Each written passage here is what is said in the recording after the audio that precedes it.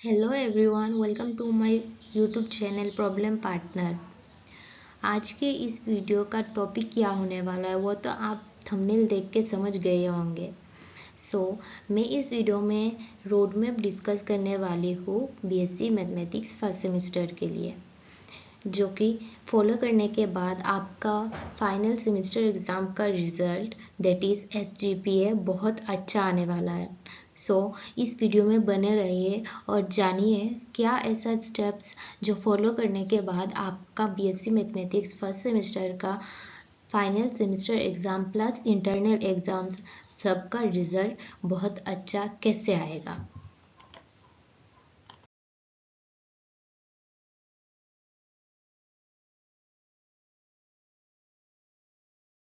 तो आगे बढ़ने से पहले मैं आपको बता देती हूँ कि इस वीडियो में हम क्या क्या टॉपिक्स कवर करने वाले हैं।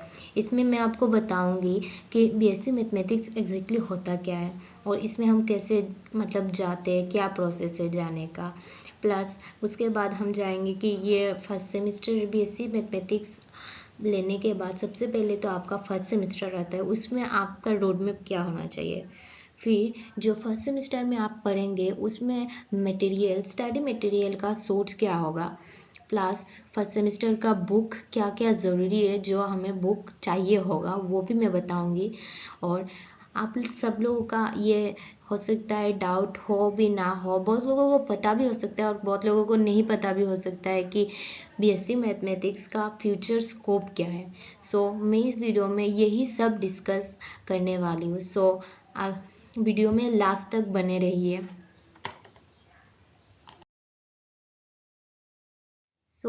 बीएससी मैथमेटिक्स मीन्स बीएससी, सबसे पहले तो आपको यह समझना पड़ेगा कि बीएससी क्या है।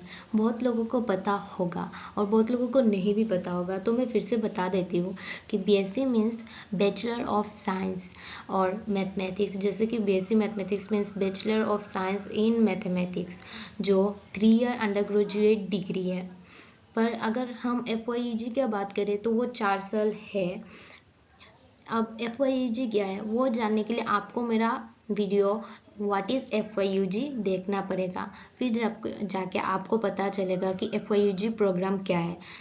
और ठीक है, अभी मैं बताती हूँ कि बीएससी मैथमेटिक्स में आप जाएंगे कैसे। बीएससी मैथमेटिक्स आप जब 12 पास करते हो, 12 में 10 में हो 12 में हो, बचपन से आपको मैथमेटिक्स बहुत अच्छा लगता है, पर आप चाहते हो कि फ्यूचर में भी आप मैथमेटिक्स को और अच्छे से जान पाओ, तो आप क्या करते हो, 10 पास करते हो, 12 पास करते हो, फिर आपको लेना है ग्रेजुएशन में एडमिशन, मीन्स कॉलेज में एडमिशन। तो कॉलेज में एडमिशन लेने के बाद आप जब एडमिशन लेने जाओगे तो आपसे आपका डिपार्टमेंट पूछा जाएगा, जो कि डिफरेंट डिफरेंट होता है। अगर आपका मैथमेटिक्स में इंटरेस्ट है तो आप मैथमेटिक्स डिपार्टमेंट में जाओगे, और अगर आपको फिजिक्स केमिस्ट्री या अगर आप नॉन साइंस बैकग्राउंड से हो तो आर्ट्स का जो या कॉमर्स का जो भी डिपार्टमेंट है, सब्जेक्ट है, उसके अकॉर्डिंग डिपार्टमेंट्स आप चूज़ करोगे।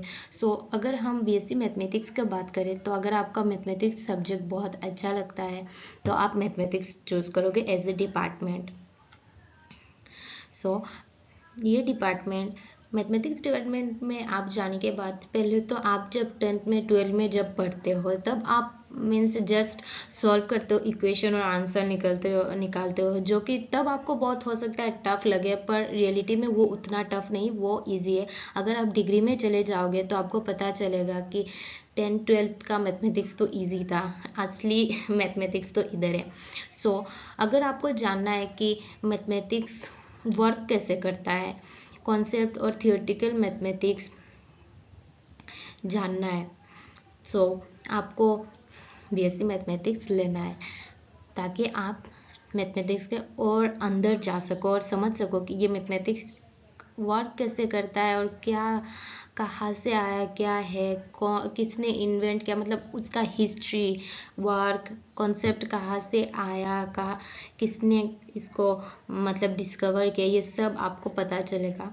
और बीएससी मैथमेटिक्स लेने के लिए आपको सबसे पहले बहुत सोच समझ कर डिसीजन लेना पड़ेगा, क्योंकि ये नॉर्मल बाकी सब्जेक्ट भी ठीक है, पर फिर भी आप बिना सोच के भी अगर बाकी सब्जेक्ट बाकी सब्जेक्ट बोले तो इजी सब्जेक्ट कुछ कुछ है जो आप मतलब उतना सोचने की ज़रूरत नहीं है, अगर आप ले भी लेते हैं तो आप कर लेंगे। पर अगर आप बीएससी मैथमेटिक्स लेना चाहते हैं तो आपको थोड़ा सोच समझ के लेना पड़ेगा, क्योंकि वो 10-12 के मैथमेटिक्स की तरह नहीं है, वो थोड़ा हाई लेवल का मैथमेटिक्स है।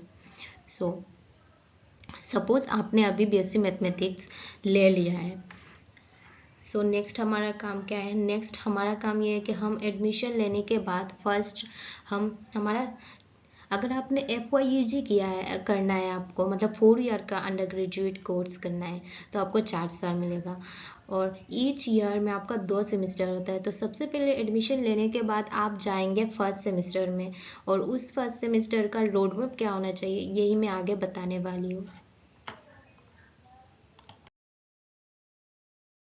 सो road map for BSc mathematics first semester. Blueprint for excellence, how to master first semester BSc math. मतलब ये रोड मैप देखने के बाद, देखकर फॉलो करने के बाद आप BSc मैथमेटिक्स फर्स्ट सेमेस्टर को मास्टर कर पाएंगे।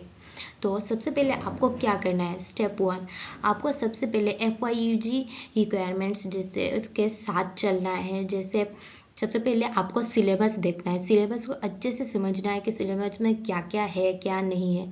सबसे पहले तो आप फर्स्ट कॉलेज में जब जाएंगे तो सबसे पहले आप टीचर्स से, नहीं तो आप सोर्स कहाँ से आप सिलेबस आपको मिलेगा वो मैं आगे बताने वाली हूँ, पर फिर भी अगर आपको टीचर से इंट्रोडक्शन करेंगे, टीचर से मिलेंगे, उनसे बात करेंगे, थोड़ा रिलेशनशिप बिल्ड करेंगे और उनसे पूछेंगे कि क्या करना चाहिए क्या नहीं करना चाहिए, और उसके बाद उन लोगों टीचर लोगों से सिलेबस भी पूछ लेना।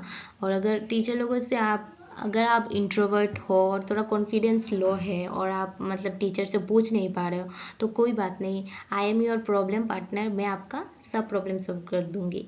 सो सबसे पहले तो आपको स्टेप 1 सिलेबस को देखना है, सिलेबस अच्छे से पढ़ लेना है कि क्या क्या है क्या नहीं है, और सिलेबस का आपको प्रिंट आउट निकाल के रख देना है।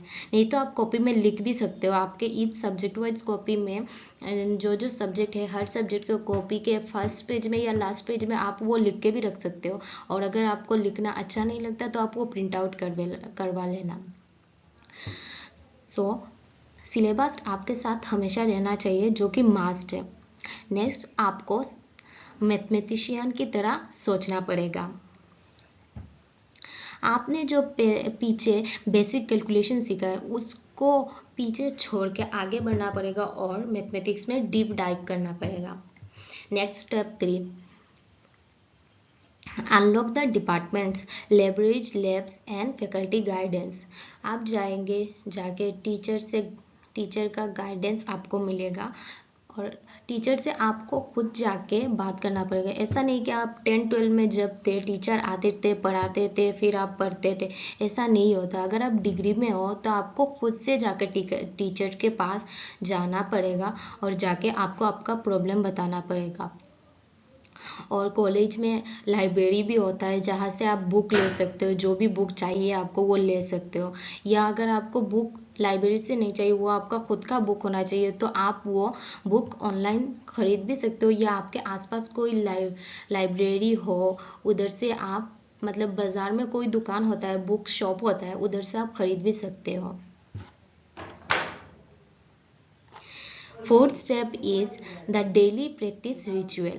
आपको अगर आपने मैथमेटिक्स सब्जेक्ट लिया है तो आप डेली प्रैक्टिस आपको करना ही पड़ेगा। अगर आपने ये सब नहीं किया और आप कंसिस्टेंट नहीं हो तो आपको बहुत प्रॉब्लम होगा, हो सकता है आपका बैक भी लग जाए। सो ऐसा नहीं करना है, आपको डेली प्रैक्टिस हैबिट रखना है और प्रॉब्लम सॉल्विंग स्टेमिना भी बिल्ड करना है। Next is defeating the sessionals, locking in your internal scores। सो आपका सबसे पहले आप कुछ दिन क्लास करने के बाद 1-2 महीना नियर अबाउट करने के बाद आपका सबसे पहले इंटरनल एग्ज़ाम आएगा जो कि इंटरनल असेसमेंट होता है, जो 20 मार्क का होता है। और इंटरनल असेसमेंट टोटल 30 मार्क का होता है, उसमें से 20 मार्क आपका यूनिट टेस्ट होता है और 10 मार्क आपका अटेंडेंस का होता है, जो कि FYUG क्राइटेरिया से 75% अटेंडेंस मैंडेटरी है, नहीं तो नहीं होगा, नहीं तो आपका बैक लग जाएगा। और बैक मतलब आपका उस सब्जेक्ट में अगर आप पास भी कर जाओ, अगर अटेंडेंस में बैक लग गया मतलब आपका बैक लग गया। एंड नेक्स्ट इज, अगर आपका जो यूनिट टेस्ट है उसको आपको सीरियसली लेना है। ऐसा नहीं कि यूनिट टेस्ट सिर्फ 20 मार्क का है, जैसे तैसे पास कर लेते हैं हो जाएगा, ऐसा नहीं है। आपको यूनिट टेस्ट को भी सीरियसली लेना है, क्योंकि अगर आप मैथमेटिक्स डिपार्टमेंट में हो और आपने यूनिट टेस्ट को सीरियसली नहीं लिया तो वो आपको फ्यूचर में बहुत ज़्यादा इफेक्ट करेगा। मैथमेटिक्स एक ऐसा सब्जेक्ट है जिसमें आप जितना टेस्ट दोगे उतना आपका प्रैक्टिस होगा और उतना आपका रिजल्ट भी अच्छा होगा। सो यूनिट टेस्ट को बहुत सीरियसली लेना है। एंड नेक्स्ट इज, अगर आपको हो सकता है ये डाउट हो कि यूनिट टेस्ट का पास मार्क क्या है, तो यूनिट टेस्ट सब्जेक्ट वाइज है। अगर आपका सब्जेक्ट 20 मार्क का है तो उसमें 7 मार्क और 12 मार्क पास मार्क है। वो मुझे अभी एग्जैक्टली याद नहीं है, सो मैं नेक्स्ट वीडियो में वो आपको बता दूंगी कि एग्जैक्टली कितना पासिंग मार्क है। आई थिंक 20 मार्क वाले एग्जाम में 12 मार्क पास मार्क है और 14 मार्क वाले एग्जाम में 7 पास मार्क है, ऐसा कुछ है। सो इसको अभी रहने देते हैं, इसको मैं नेक्स्ट वीडियो में क्लेरिफाई करूँगी। सो आगे बढ़ते हैं।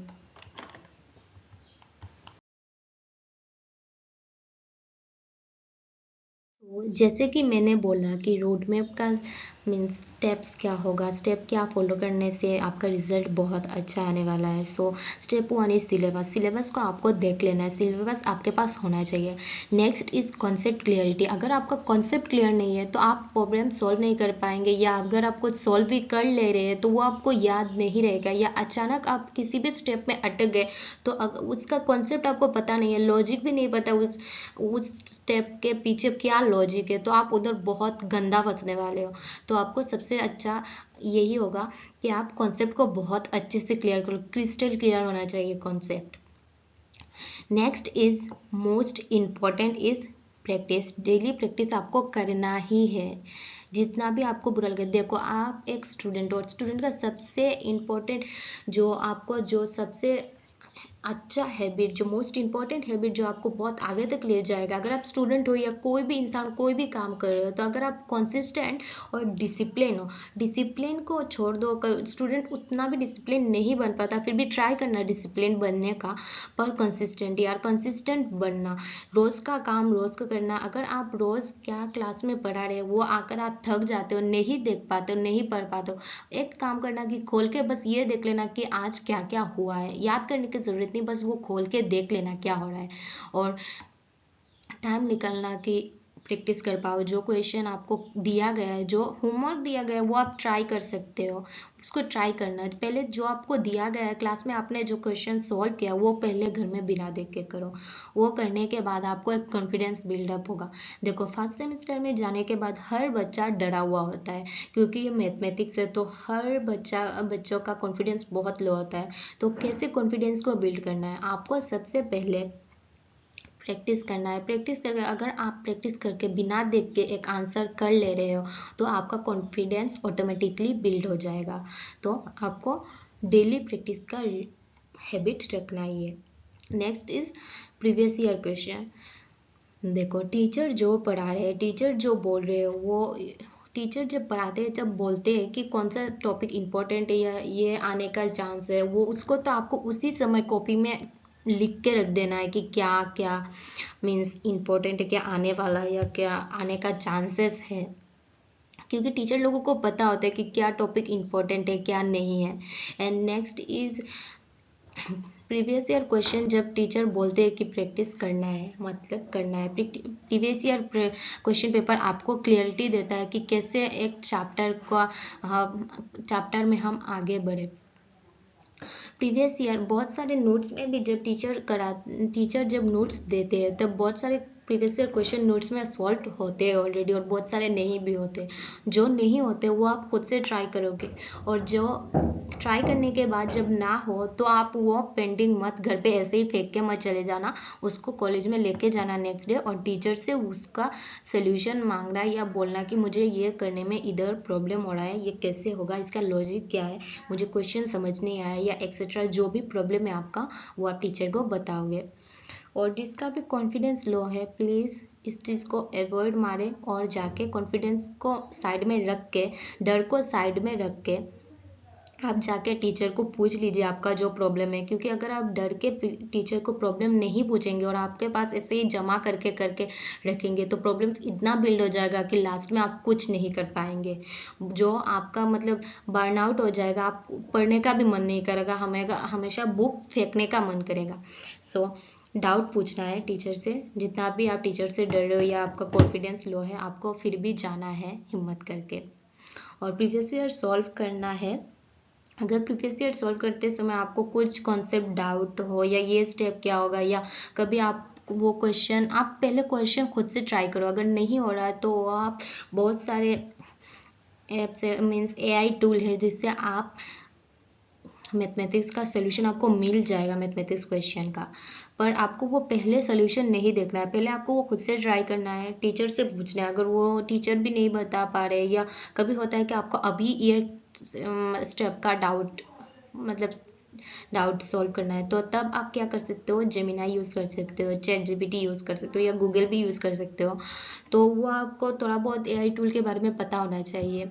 और अगर नहीं पता हो और आपको जानना है तो प्लीज़ कमेंट बिलो, ताकि मैं नेक्स्ट वीडियो इसी में बना पाऊँ। या आपको जानना है तो मैं नॉट नेक्स्ट वीडियो, मैं एक वीडियो बनाऊँगी। अगर आपको जानना है तो आप वो कमेंट में बता दो। ओके, तो प्रीवियस ईयर आपको सॉल्व करना है। प्रीवियस ईयर देखो, अगर आप FYUG में हो, अभी तो मैं FYUG का ही बात करूँगी क्योंकि हम लोग सब FYUG में ही है अभी।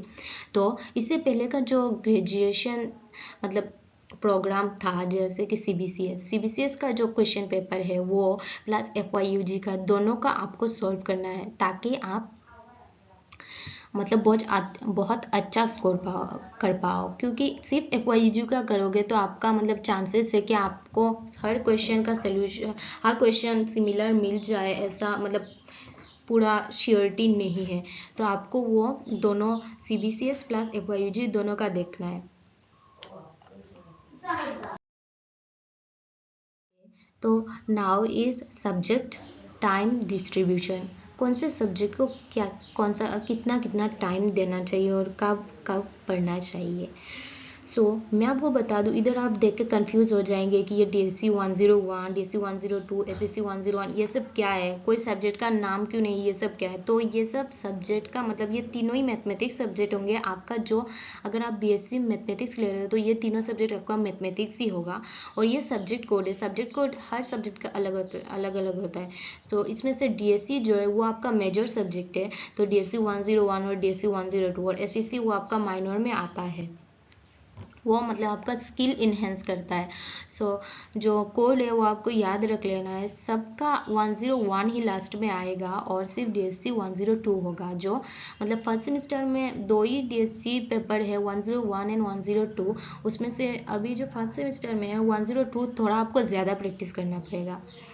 DSC 102 थोड़ा सा कॉम्प्लेक्स है और उसमें ज़्यादा प्रैक्टिस चाहिए होता है। वो थोड़ा स्टूडेंट को समझने में स्टार्टिंग में बहुत प्रॉब्लम होता है, पर अगर आप कॉन्सेप्ट क्लियर कर दो और डेली प्रैक्टिस करो तो वो आपका ईजी हो जाता है। ये थोड़ा ज़्यादा प्रैक्टिस का टाइम लेता है।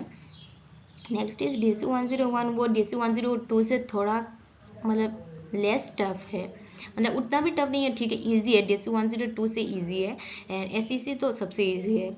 अगर और हाँ, मैथमेटिक्स डिपार्टमेंट में अगर आप जा रहे हो तो आपका बेसिक मोरलेस मतलब आपको बेसिक स्ट्रॉन्ग होना चाहिए, और बहुत लोगों का स्ट्रॉन्ग नहीं होता। तो आप क्या करो, जब भी वो जो बेसिक टॉपिक, कोई भी सिचुएशन में समझ लो कोई कॉन्सेप्ट आप पढ़ रहे हो, उस टाइम पे आपको कोई एक बेसिक कॉन्सेप्ट आ रहा है जो आपको नहीं पता, तो उसी समय वो यूट्यूब में जाइए और उसी टॉपिक को देख के, या आपका जो 12th का बुक है उसको निकाल के, उस बुक हो या कॉपी हो, अगर आपने नोट्स बहुत अच्छे से मेंटेन किया था 12 में, तो वो टॉपिक को निकालिए और निकाल के वो टॉपिक को फिर से पढ़ के वो कॉन्सेप्ट समझिए। क्योंकि बेसिक कॉन्सेप्ट अगर आपका स्ट्रांग नहीं है तो आपका जो BSc का जो मैथमेटिक्स है वो आपको समझने में बहुत प्रॉब्लम होगा।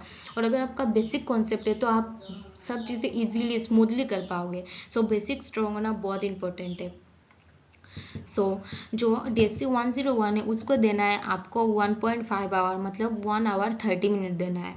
एंड नेक्स्ट इज DSC 102, जो कि मैंने बोला थोड़ा एक्स्ट्रा प्रैक्टिस का चाहिए क्योंकि वो थोड़ा कॉम्प्लेक्स है, तो उसको 2 घंटा दे देना डेली। और SSC जो है उसका 1 घंटा। एंड नेक्स्ट, आपको वो कौन से सब्जेक्ट को कब पढ़ना चाहिए अकॉर्डिंग टू माई सजेशन। जब आप डेली प्रैक्टिस कर रहे हो तो DSC 101 को रात में कर लेना, SSC को भी रात में कर लेना क्योंकि ये दोनों थोड़ा ईजी है। एंड जो DSC 102 है उसको सुबह अर्ली मॉर्निंग में प्रैक्टिस करना है, क्योंकि क्या होता है हमारा जब हम सो के उठते हैं तो हमारा माइंड बहुत फ्रेश होता है, तब हम डिफ़िकल्ट चीज़ें इजीली समझ पाते हैं। तो मुझे लगता है कि DSC 102 को अर्ली मॉर्निंग में करना सबसे बेस्ट तरीका है, मतलब सही रहेगा। और नहीं तो आप अपने हिसाब से आप देखो कि आपको कब कौन सा सब्जेक्ट पढ़ने में सही लग रहा है, तब पढ़ो। और सबसे इम्पोर्टेंट चीज़, आप स्टूडेंट हो तो आपका एक रूटीन तो होना ही चाहिए। विदाउट एनी रूटीन आप चलोगे तो आप बहुत मुँह के बल गिरोगे, तो रूटीन तो होना ही चाहिए। और अगर आपका एक रूटीन नहीं है तो आप क्या कर सकते हो, टू डू लिस्ट बना सकते हो। टू डू लिस्ट क्या होता है कि मतलब पूरे दिन में, मतलब पूरा दिन तो आपको नहीं मिलेगा, पूरे दिन तो आप मेजोरिटी टाइम तो, मेजोरिटी नॉट, समझ लीजिए 9 बजे से 4 बजे तक आप कॉलेज में हो, तो सुबह का कुछ टाइम होता है और रात का कुछ टाइम होता है। उसमें आप पहले से सुबह, पहले दिन रात को आपको वो सोच लेना है कि नेक्स्ट डे मुझे क्या क्या पढ़ना है और क्या क्या कंप्लीट करना है, और उसमें आप टू डू लिस्ट में रात को लिख लेना, तो सुबह आपको वो सोचने में टाइम वेस्ट नहीं होगा। और आपको क्या होता है, ज़्यादा सोचने के बाद आपको डिसीजन फेटिक हो जाता है, जो कि नहीं करना है। आपको सीधा पढ़ना है, ज़्यादा सोचना नहीं है और ज़्यादा डिसीजन नहीं लेना, आपको सीधा पढ़ने ही बैठना है। इसलिए लास्ट डे आपको क्या क्या करना है, लास्ट डे नाइट आपको वो डिसाइड कर लेना है। और कुछ कुछ चीज़ें होता है, जैसे आज कॉलेज से आकर आज ये होमवर्क दिया, ये करना है, नेक्स्ट डे लेके जाना है, वो आप लिस्ट में ऐड कर देना क्योंकि वो तो नया आया है। सो टू डू लिस्ट होना चाहिए। और अगर आप स्टूडेंट हो तो आपका रूटीन होना चाहिए। देखो, रूटीन फॉलो करना बहुत, मतलब बहुत अच्छा चीज़ होता है। विदाउट रूटीन आप मतलब डायरेक्शन लेस चलते हो और आपका हर चीज़ें मतलब क्या हो जाता है, आप कुछ मैनेज नहीं कर पाते हो, टाइम भी मैनेज नहीं कर पाते हो। Time management is very important. आप BSc मैथमेटिक्स में हो, इसलिए मैं सिर्फ 3 सब्जेक्ट का टाइम का बात कर रही हूँ। बाकी जो 4 सब्जेक्ट है, आपका फर्स्ट सेमेस्टर में 7 सब्जेक्ट होगा, तो उसमें बाकी जो 4 सब्जेक्ट है उसमें आपको क्या क्या कितना टाइम देना है, कितना नहीं देना है, वो आप आपके अकॉर्डिंग देख लेना है। आपको जो सब्जेक्ट थोड़ा टफ लगे उसको थोड़ा ज़्यादा टाइम दे देना, और जो ईजी लगे उसको थोड़ा कम दे देना। देखो, मैथमेटिक्स तो डेली पढ़ना ज़रूरी है, पर बाकी सब्जेक्ट जो होगा वो डेली वो नहीं पढ़ने से भी चलेगा, तो आप वो अल्टरनेट डेज भी रख सकते हो, या 2 दिन बाद, 3 दिन बाद ऐसे रख सकते हो। पर पढ़ना, उसको पढ़ना छोड़ना मत। ऐसे नहीं कि 15 डेज बाद ये सब्जेक्ट खोलते हो, या ये सब्जेक्ट बहुत ईजी है। जैसे कि आपका कोई सब्जेक्ट अगर इंग्लिश हो तो वो आप सोच रहे हो कि ये एग्ज़ाम से पहले ही खोल के पढ़ लूँगी, हो जाएगा। ऐसा मत करना। पहले से ही आपको हर सब्जेक्ट को 1-2 बार, नॉट 1-2 बार, 1-2 दिन रख रख के पढ़ना है। आपका सिलेबस पहले से, आपका सिलेबस कंप्लीट होना चाहिए। एग्ज़ाम से पहले के, एग्ज़ाम के पहले दिन के लिए कुछ मत रखना, क्योंकि हो सकता है उसको आपको पास करा दे। पर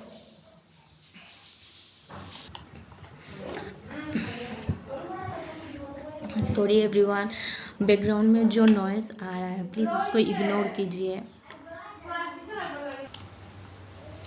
तो आपका टाइम डिस्ट्रीब्यूशन आपको समझ आ ही गया होगा, और बाकी सब्जेक्ट का टाइम आप अपने अकॉर्डिंग डिस्ट्रीब्यूट कर देना। सो नेक्स्ट आगे बढ़ते हैं। नेक्स्ट इज स्टडी मटेरियल्स का सोर्स क्या होगा। सो स्टडी मटेरियल का सोर्स ये हो सकता है कि आप लाइब्रेरी से बुक ले आओ और उधर से पढ़ लो, नहीं तो आपका बाकी आप खुद का आपका पर्सनल बुक होना चाहिए, तो आप वो ऑनलाइन से भी खरीद सकते हो, जैसे कि अमेज़ॉन, फ्लिपकार्ट से खरीद सकते हो। और अमेज़ॉन, फ्लिपकार्ट और भी बहुत सारे होंगे जो अगर आपको पता है तो आप उधर से भी खरीद सकते हो। तो मैं मेनली अमेज़ॉन से खरीदती हो, कोई भी बुक हो या कुछ भी हो तो आपको अमेज़ॉन से ख़रीदना चाहिए, या फ्लिपकार्ट से भी आप खरीद सकते हो। और अगर आपको बुक नहीं खरीदना है तो आप वो लाइब्रेरी से भी ले सकते हो।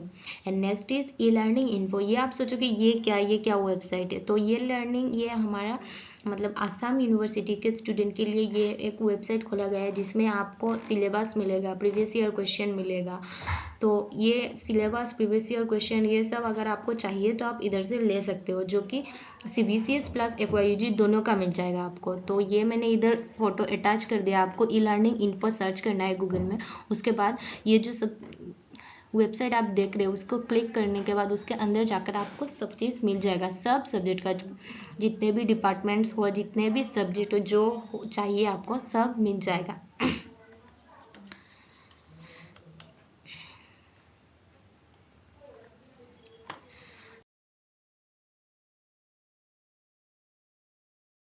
प्लीज आपका सबसे बड़ा क्वेश्चन ये होना चाहिए कि बुक्स को क्या क्या फर्स्ट सेमेस्टर के लिए क्या क्या बुक्स चाहिए होगा। सो ये सब आपका सिलेबस जब आपको मिलेगा, सिलेबस के नीचे वो टेक्स्ट बुक और रेफरेंस बुक का सजेशन दिया हुआ होगा। जो टेक्स्ट बुक हो या रेफरेंस बुक हो वो आप ले लेना और वही वही से पढ़ना शुरू करना।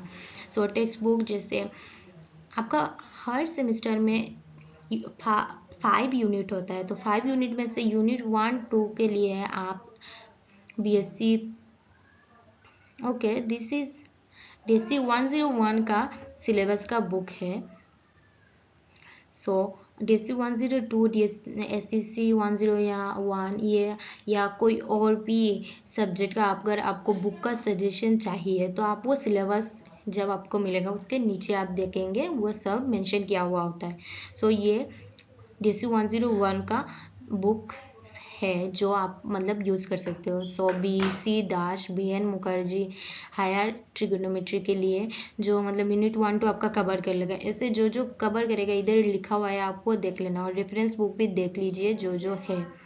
और अगर ये बुक का आपको पिक्चर मतलब कैसे दिखता है वो आपको देखना है तो आप अपने मेरे शॉर्ट सेक्शन में जाकर उधर देख सकते हैं। DSc 101 basic mathematics first semester का बुक जो है वो शॉर्ट्स में आपको वो बुक का पिक्चर भी मिल जाएगा, तो आप कंफ्यूज ना हो, इसलिए मैंने वो वीडियो बना दिया ऑलरेडी। आप मेरे शॉर्ट सेक्शन में जाके वो देख लेना। नेक्स्ट इज बुक का तो प्रॉब्लम खत्म हो गया। Future scope of BSc mathematics, ये अगर आप लोगों को जानना है तो मैं आपको बता दूँ BSc मैथमेटिक्स का बहुत सारा फ्यूचर स्कोप है। सबसे पहले तो अगर आप डाटा साइंस एंड एनालिटिक्स में जा सकते हैं, अगर आपको इस चीज़ में इंटरेस्ट है तो आप उधर जा सकते हैं, जहाँ पर analyzing massive data sets, building predictive models and working with machine learning and algorithms, ये सब होता है। सो अगर आप डाटा साइंस में एंड एनालिटिक्स में आपको इंटरेस्ट है तो आप उधर जा सकते हो। नेक्स्ट इज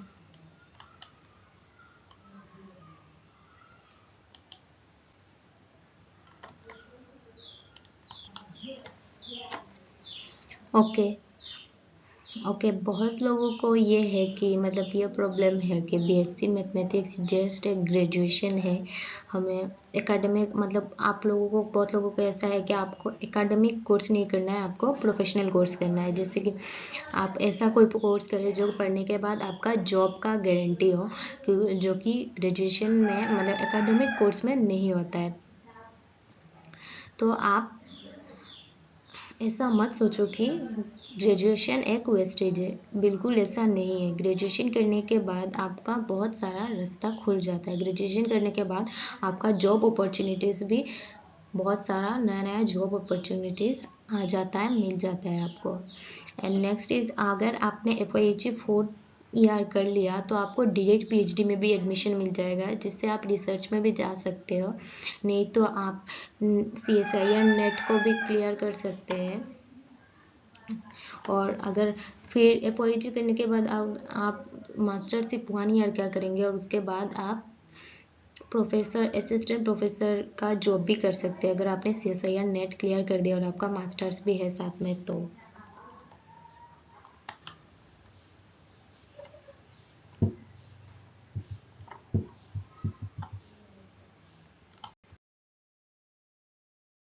ओके तो आपका बाकी जो स्कोप्स है जैसे कि आप देख सकते हैं actuarial science and finances, cryptography, cyber security, research and academia, operations and research, ये सब है जो आपका का मतलब फ्यूचर स्कोप है बीएससी मैथमेटिक्स का, जो अभी के लिए तो आप रहने दो, क्योंकि अभी सिर्फ आप अपने फर्स्ट सेमेस्टर में फोकस करो और बाद में आप फ्यूचर स्कोप के बारे में देखना।